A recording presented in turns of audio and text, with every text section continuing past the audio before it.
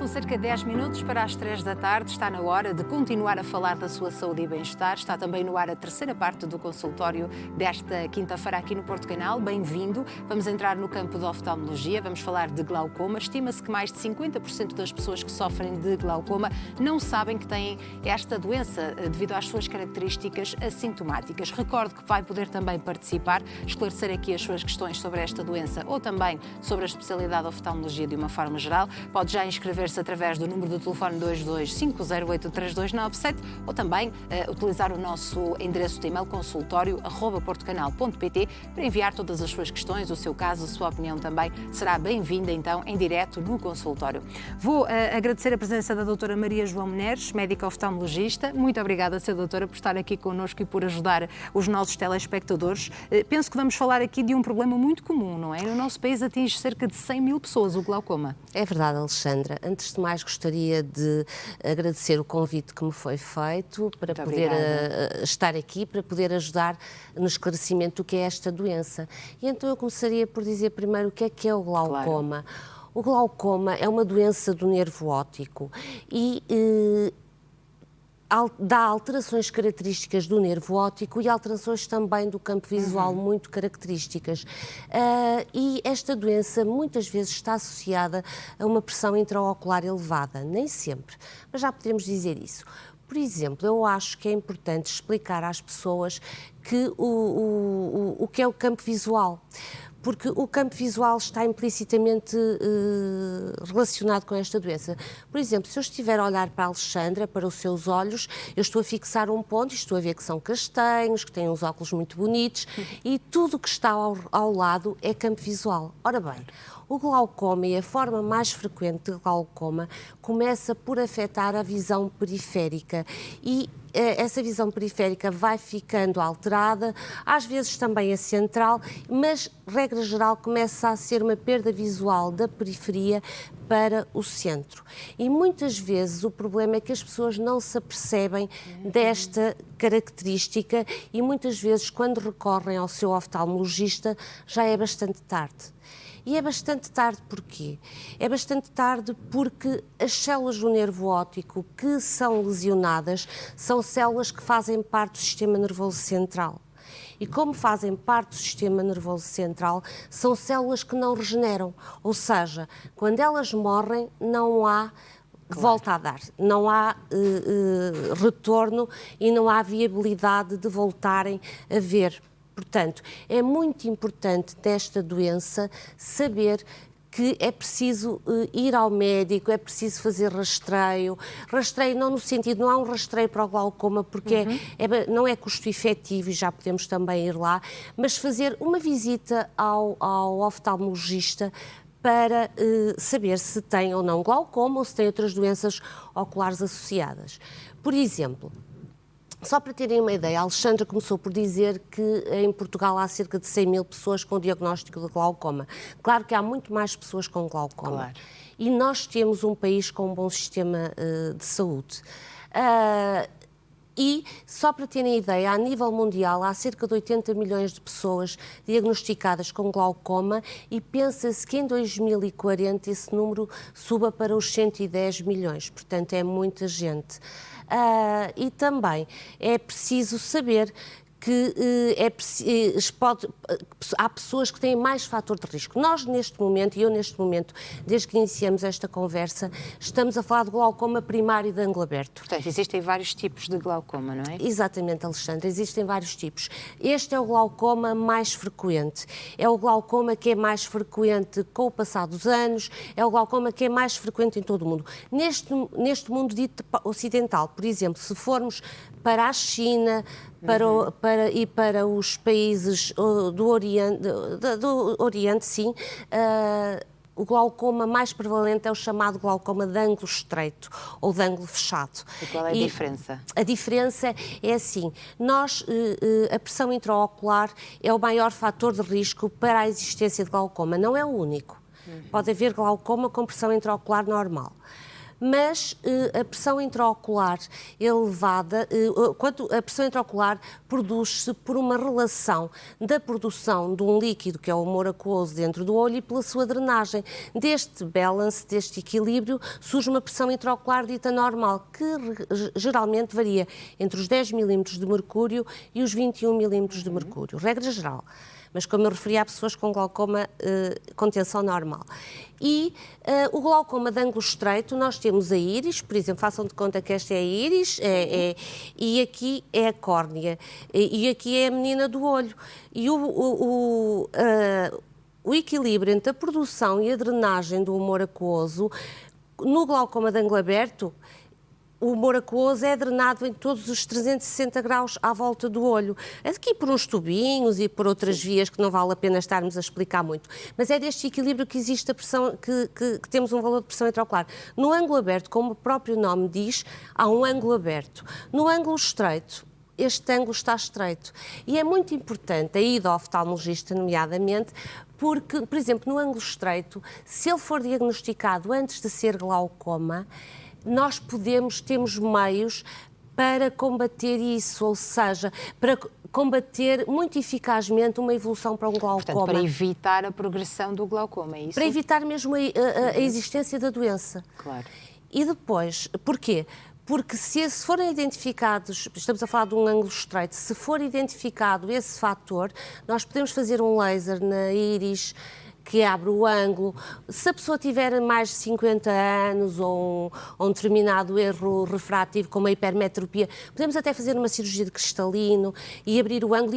E há pessoas que até já estão medicados com antihipertensores oculares em gotas e que, mediante estes procedimentos, deixam de ter a sua pressão intraocular elevada e não ter glaucoma.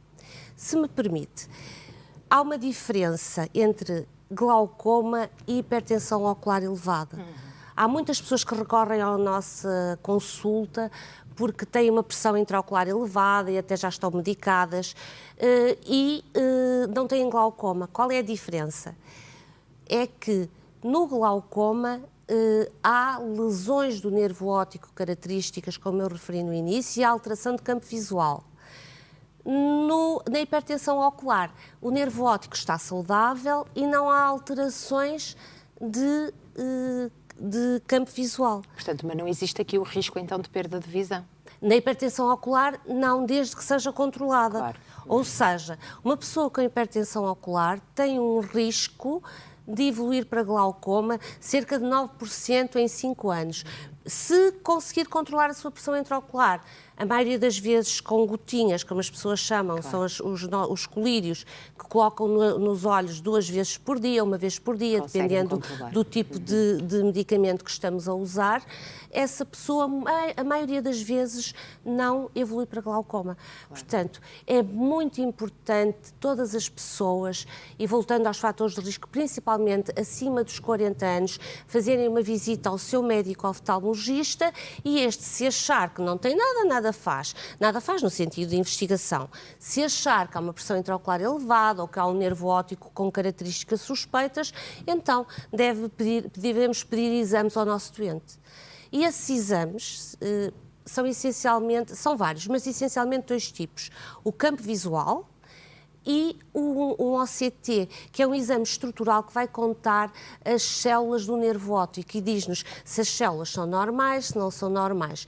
E com estes exames, também ao longo do tempo, vamos vendo se o nosso doente está a progredir ou não. Se for diagnosticado, Sra. Doutora, glaucoma, todos os casos são diferentes, mas qual é o tempo, aquela janela de tempo de progressão até levar a pessoa a ficar mesmo cego, não é? Mesmo com perda cego de visão? Olha, é muito variável. Claro. E é assim, o ideal é...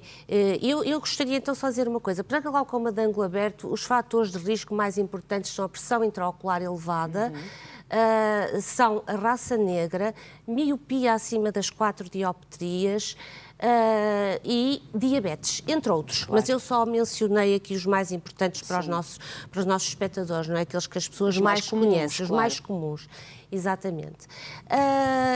E, portanto, se nós... A pergunta que me fez foi... Qual é aquela janela de a tempo, janela, não é? exatamente, De progressão para o diagnóstico até, de facto, a perda de visão. Pronto. Então, se for diagnosticada uma hipertensão ocular, imagina uma pessoa que tem 26, 27 de pressão intraocular e prescrevemos-lhe umas gotinhas para colocar à noite, ou de manhã e à noite, ou fazemos associação de colírios e conseguimos pôr uma pressão intraocular num valor que consideramos seguro, aí essa pessoa pode nunca perder visão ao longo da vida. Controlando, não é? Controlando. Por outro lado, se nos aparece uma pessoa que já tem alterações do nervo óptico, e o que é essa alteração? Uma escavação do nervo óptico, somos nós que vemos, não é o doente. Claro. Já tem alterações de campo visual, se calhar nessas pessoas nós vamos precisar de baixar ainda mais a pressão intraocular. E se conseguirmos controlar a pressão intraocular, se for um glaucoma leve a moderado, e isso é classificado de acordo com as alterações de campo visual, aí podemos manter uma pessoa a ver bem a vida toda. Quando as pessoas nos chegam muito tardiamente, aí a progressão pode ser, e dependendo do tipo de glaucoma, por exemplo, há um tipo de glaucoma que é o pseudo-esfoliativo, a progressão para a cegueira pode ser meio ano, um ano. Portanto, pouco tempo, não é? Pouco tempo, exatamente. Por isso, o ir ao médico...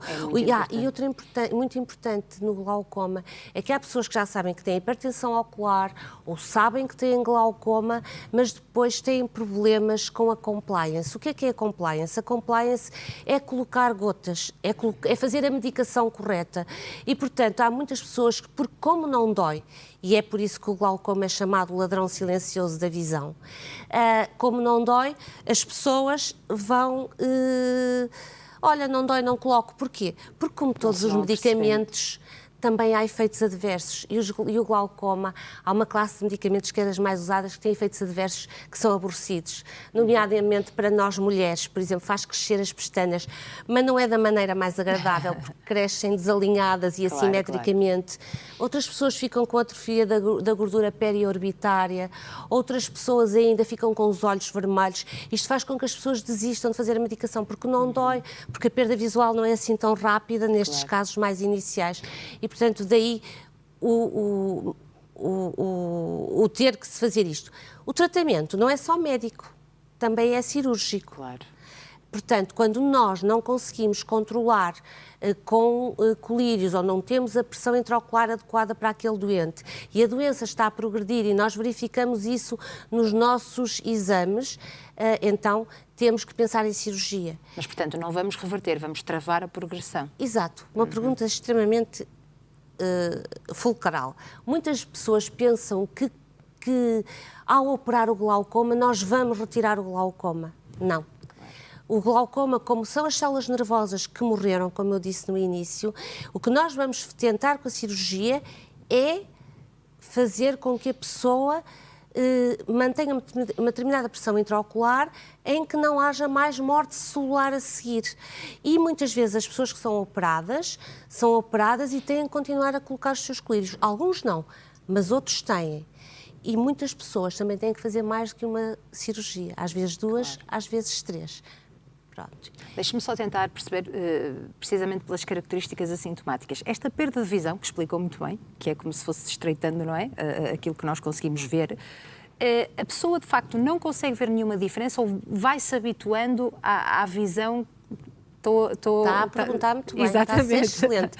É assim, quando estamos a falar no glaucoma primário de ângulo aberto, que é lenta a sua evolução, a pessoa vai se habituando primeiro ao que nós chamamos de escotomas, que é os sítios onde não veem, e depois vai estreitando, e a pessoa não tem muita noção. Quando a pessoa se apercebe que já há algo no seu campo visual que é escuro, ou preto mesmo, depende do estadio, aí já é tarde, não quer dizer que a pessoa não deva recorrer nem mesmo ao médico. Claro. Mas já evoluiu de tal forma. Já evoluiu de tal forma. Por exemplo, eu vou dar um exemplo prático. A maioria das pessoas conduz, não é? Se uma pessoa for a conduzir, um doente com glaucoma, por exemplo, nós estamos a conduzir e vemos que vai uma pessoa no passeio, ou vai uns miúdos que estão a jogar à bola. Por exemplo, se uma pessoa com glaucoma ainda moderado, o campo visual já estreitou e já só vê a pessoa a passar em cima, ou a atravessar uma passadeira, por exemplo, muito em cima, ou uma bola a ir para o meio da rua muito em cima, porque a visão periférica já não existe. Portanto, tem aqui um grande impacto socioeconómico. Mesmo, exatamente, e na qualidade de social. vida e no perigo social, não é, da pessoa. Por exemplo, falou aí muito bem na qualidade de vida e no social. Por exemplo, uma pessoa com glaucoma tem muito mais tendência a ter quedas.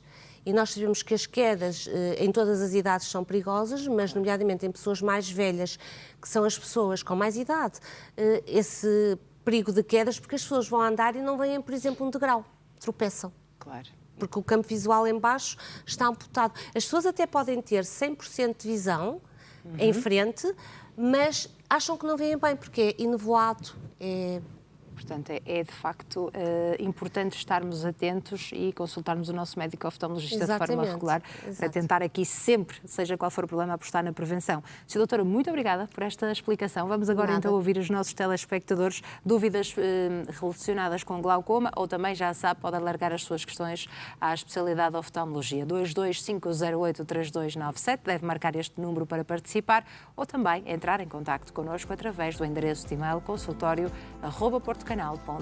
Até já!